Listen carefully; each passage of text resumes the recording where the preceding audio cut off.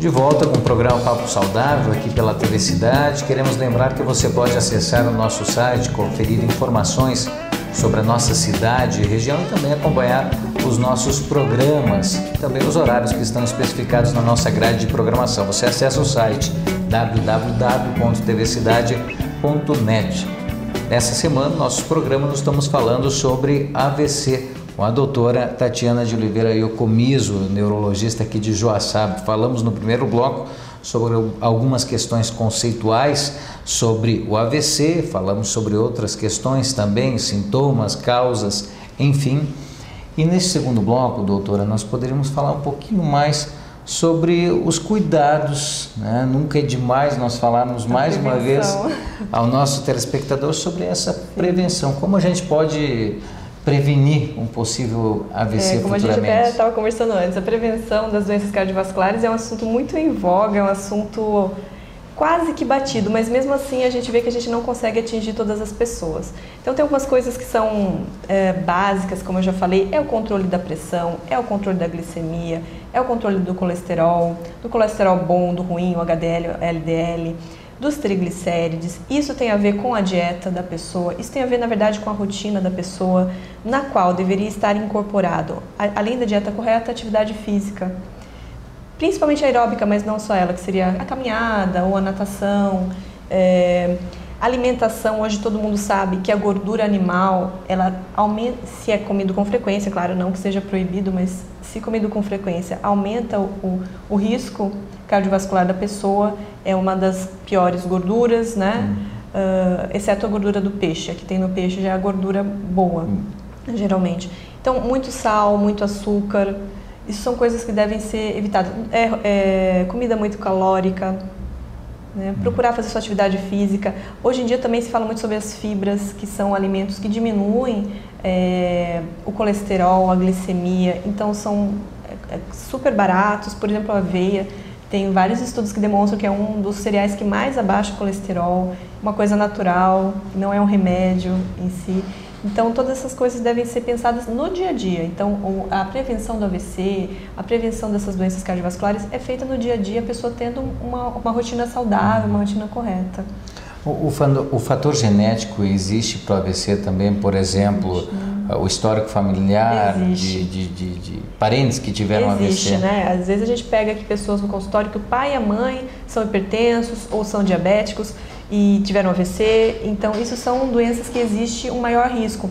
Agora, também em muitos casos, por exemplo, em relação à pressão alta, o estilo de vida da pessoa influencia muito, porque, por exemplo, um fator de risco para a hipertensão, que é obesidade, isso é um fator de risco totalmente modificável, né? A pessoa pode se cuidar e pode diminuir a sua chance, tanto de ser diabético, como de ser hipertenso, como de ser dislipidêmico. Então, existe a genética, mas existe também o estilo de vida. Não é uma coisa, geralmente não é uma coisa totalmente determinada só pela genética, essa doença. Qual que é a importância da família no processo de recuperação da pessoa que teve AVC? É importante porque precisa da paciência, né? Assim, a gente vê pacientes em primeiro lugar que ficam acamados, então eles ficam dependentes da família para quase tudo. Então, o trabalho da família é fundamental, inclusive o cuidador, geralmente ele fica até um pouco sobrecarregado. Também existem estudos sobre isso, sobre o cuidador que cuida do acamado. Essa pessoa também precisa de um cuidado especial, de uma orientação, de um apoio. Eu sempre falo para as famílias para tentar não sobrecarregar só um, mas geralmente uma pessoa é interessante, geralmente uma pessoa da família eleita para cuidar mais, ele fica mais próximo, geralmente aquele familiar que, por exemplo, a mãe ficou morando na casa. Então, o cuidador é importante, a gente também tem que cuidar da saúde do cuidador, eu sempre falo isso, é uma coisa esquecida. Isso se fala bastante, né? Eles precisam também muitas vezes o cuidador adoece porque é muito mais difícil, do que o próprio... muito difícil. E também tem alguns pacientes que, por exemplo, ficam com dificuldade de falar. Isso também é uma coisa complicada assim, no dia a dia, porque precisa de muita paciência. Ele fica estressado, é uma situação que causa muita angústia, muito estresse, a pessoa não conseguir falar.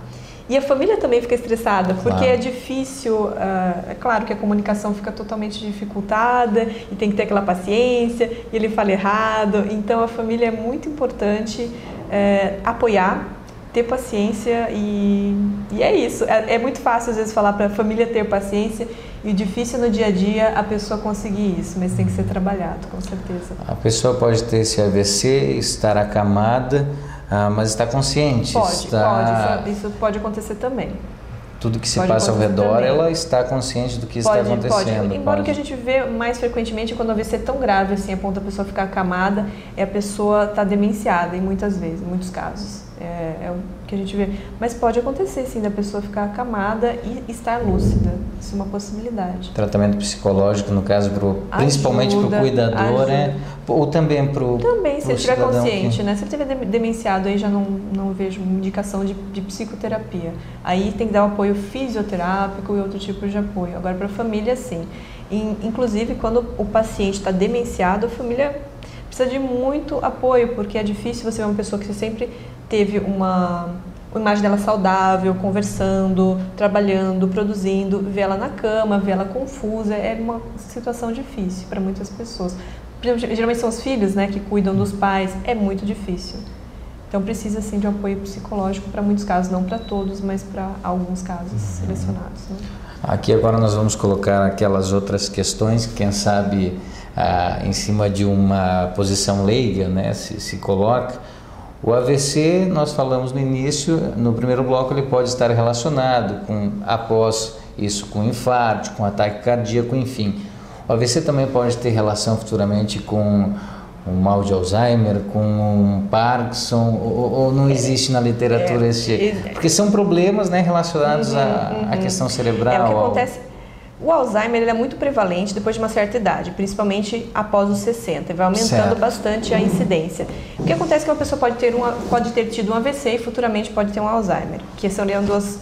Existem também pessoas que tiveram vários AVCs pequenos, que são chamados de lacunares, vários, e isso pode levar a uma demência que a gente chama de demência vascular. Então, também. O AVC em si, se ele pegar uma zona estratégica, também pode levar a uma demência. Por exemplo, nos lobos frontais, são lobos de inteligência, de memória, de sequência, de estratégia. Geralmente, quando o AVC pega ali, muitas vezes pode deixar a pessoa demenciada, mas a gente não chama de Alzheimer aí seria uma demência vascular, seria um outro tipo de demência. Muitas vezes existe essa confusão. Porque geralmente o que acontece é que pode ter a demência vascular junto ao Alzheimer, porque ela é muito frequente nos idosos. Então, pode ter as duas, isso às vezes acontece. Doutora, e a pílula, ela pode também estar relacionada com essa questão de AVC, de um possível AVC, né? Do risco? Antigamente as pílulas tinham um nível muito alto de hormônio, então elas aumentavam o risco de AVC, de trombo, isso acho que é até bem conhecido. Por exemplo, mulher que usa pílula, até hoje a gente recomenda que não fume, porque aumenta o risco de trombose, de trombo. Hoje as mini pílulas têm um nível muito inferior de hormônio, então elas não aumentam tanto o risco cardiovascular como antigamente.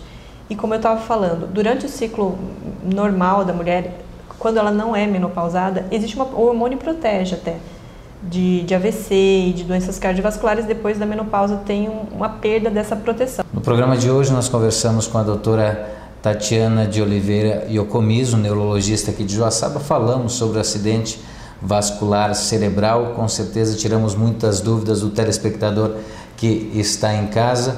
Doutora, nós queremos agradecer imensamente. Eu que agradeço a disponibilidade de ter nos atendido aqui no consultório, e deixamos aí as câmeras e os nossos microfones para deixar o recado à nossa população, ao nosso telespectador, por favor. Eu quero mais uma vez agradecer a presença de vocês, espero que tenha sido útil e que as pessoas realmente tenham incorporado algumas coisas para a prevenção das doenças cardiovasculares.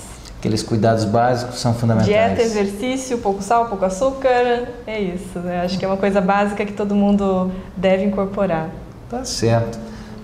Esse foi o programa Papo Saudável. Acesse o nosso site www.tvcidade.net. Nós voltamos na semana que vem, com certeza, com outro assunto interessante. Um grande abraço a todos vocês e até lá!